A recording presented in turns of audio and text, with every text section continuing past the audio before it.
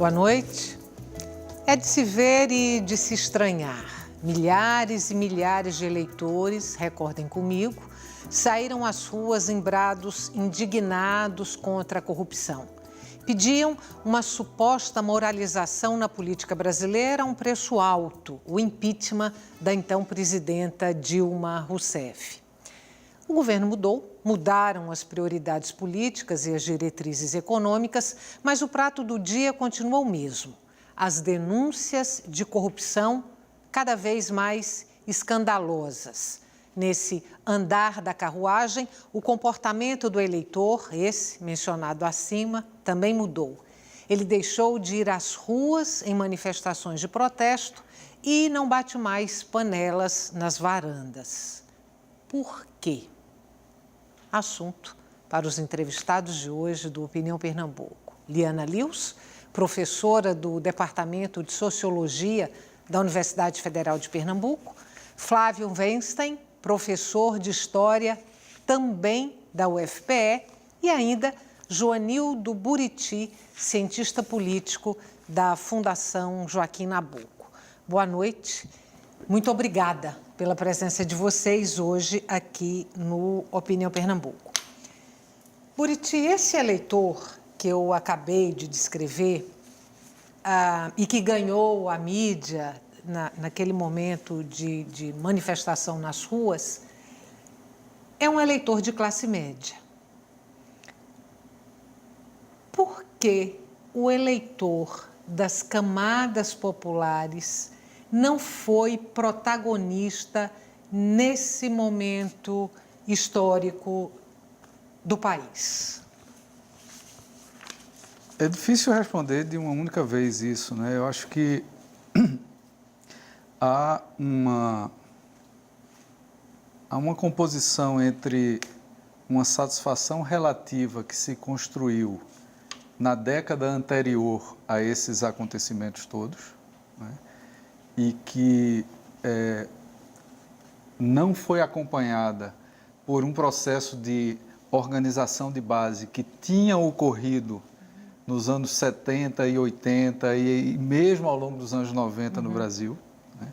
Então, a construção de uma organização, de uma voz organizada da população pobre no Brasil foi um processo que se deu nas décadas de resistência contra a ditadura militar, na primeira década e meia de construção democrática, mas isso foi se atenuando e se perdendo.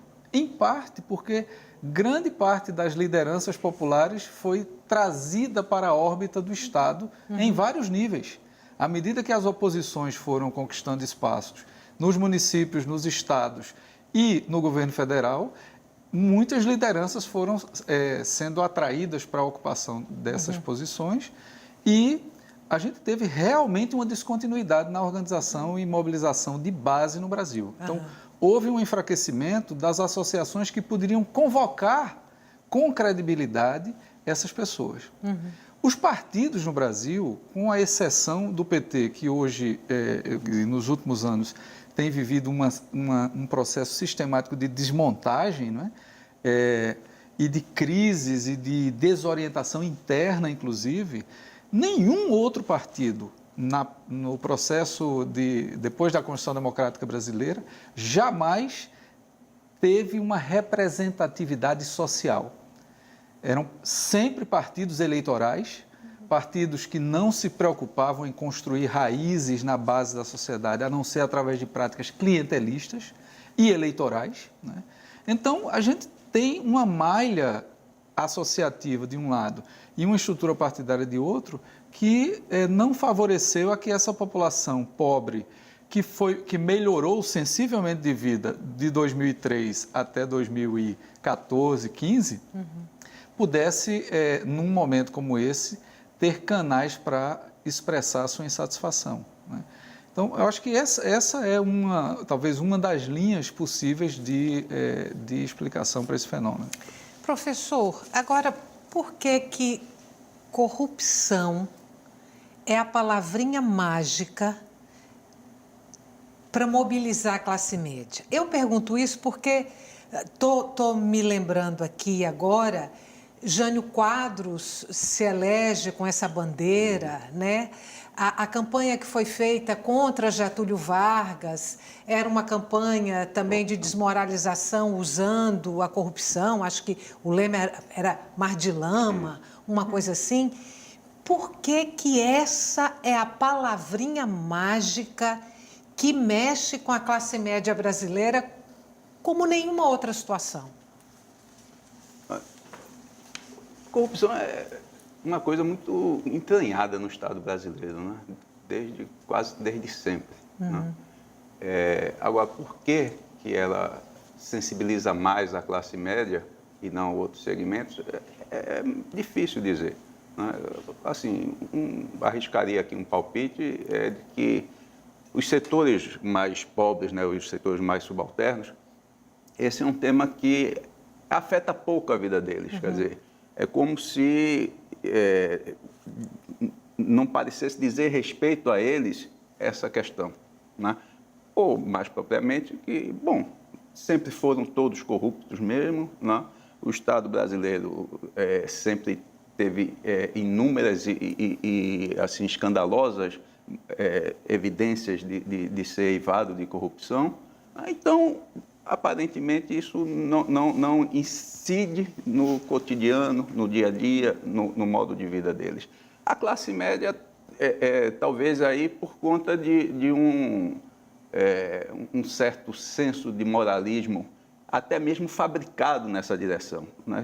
Essas crises que você mencionou, você pega, por exemplo, a crise que levou ao suicídio de Getúlio, é uma crise que é midiaticamente, nos termos da época, né, fabricada. Né? A crise que leva ao golpe de 64 tem um amplo, né, investimento de imprensa fabricando uma situação de crise. Né? Se a gente olha agora recentemente, mais uma vez, quer dizer, a gente pega aqui esses anos, né, mais críticos, 14, 15, 16, até antes, né? Quer dizer, desde de 2012, quando o julgamento do Mensalão foi realizado. Né? Não, o Mensalão, o julgamento é 2012, né? 2005 são as denúncias, né? É isso mesmo. E isso está o tempo todo na mídia, isso está o tempo todo, né, sendo colocado como o problema principal do país. Né? Então, esse nível vamos dizer, de fabricação de crise, que a crise nacional é uma crise moral e ela é decorrente da corrupção, ela impacta mais diretamente nesses segmentos médios, que consomem mais jornais, né? que têm um nível de letramento maior, né? E que, eu arriscaria dizer, são mais suscetíveis a uma pauta moralista. Né? Então, a gente olha essas manifestações, você, na sua abertura falando aí né, das manifestações batendo panela, etc. e tal, né? Aquilo era meio, né, uma coisa catártica para essas pessoas, ir para as janelas e bater panela e gritar fora corrupto. Fora... Na verdade, eles não queriam fora a corrupção, eles queriam fora Dilma, fora PT, fora o que estava instituído. Né? E está claro agora. Esse é um ponto que eu quero tocar, eu só não sei se devo tocar nele agora, porque eu estou com medo do tempo que a gente tem para esse bloco. Eu vou para uma outra pergunta e depois a gente volta para essa questão que você acaba de levantar. Vou perguntar para você se há uma explicação do ponto de vista da sociologia ou da antropologia para o fato de a classe média brasileira entender, enxergar o inimigo no pobre. Mas você pode me corrigir se achar que não é assim. Mas se for, quer dizer, se a classe média brasileira enxerga o inimigo no pobre, sociologicamente, ou buscando aí, enfim, interpretações nessas bases, quais seriam? Essa questão, eu acho que ela está diretamente relacionada à questão que foi feita para Flávio, né? De eleger a corrupção como se fosse um inimigo. O golpe está claramente construindo um inimigo interno que ele já existe, que é o preto e pobre, né?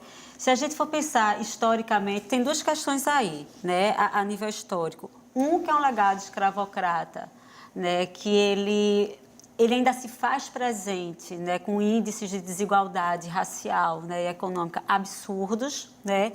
E uma outra questão é uma tradição, né, da política brasileira de não ter tido um histórico de lutas em relação aos direitos civis, né?